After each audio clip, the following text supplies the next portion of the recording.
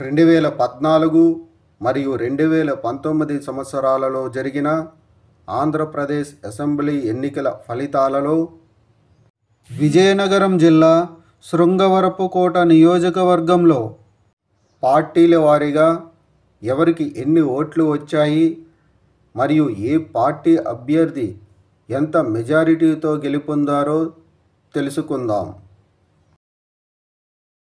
ముందుగా 2014 సంవత్సరంలో జరిగిన ఆంధ్రప్రదేశ్ అసెంబ్లీ ఎన్నికల్లో విజయనగరం జిల్లా శృంగవరపుకోట నియోజకవర్గంలో తెలుగుదేశం పార్టీ అభ్యర్థి కోళ్ళ లలిత కుమారికి 82,142 ఓట్లు, వైఎస్ఆర్ కాంగ్రెస్ పార్టీ అభ్యర్థి రొంగలి జగన్నాథంకు 53,605 ఓట్లు, కాంగ్రెస్ పార్టీ అభ్యర్థి ఇందుకూరి రఘురాజుకు 30,696 ఓట్లు వచ్చాయి.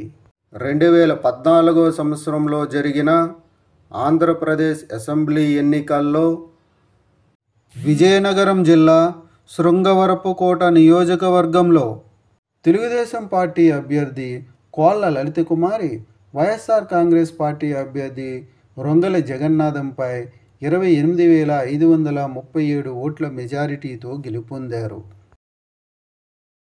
2019 సంవత్సరంలో జరిగిన ఆంధ్రప్రదేశ్ అసెంబ్లీ ఎన్నికల్లో విజయనగరం జిల్లా శృంగవరపుకోట నియోజకవర్గంలో వైఎస్ఆర్ కాంగ్రెస్ పార్టీ అభ్యర్థి కడబండి శ్రీనివాసరావుకు 91,451 ఓట్లు, తెలుగుదేశం పార్టీ అభ్యర్థి కోళ్ళ లలిత కుమారికి 80,086 ఓట్లు, సిపిఐ పార్టీ అభ్యర్థి పి కామేశ్వరరావుకు 3,116 ఓట్లు వచ్చాయి.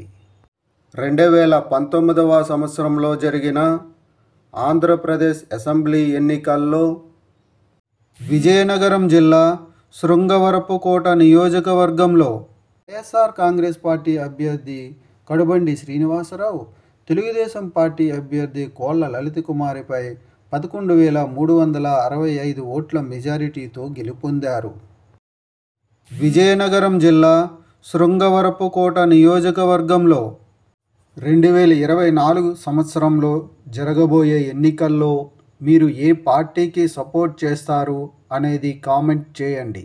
Thank you.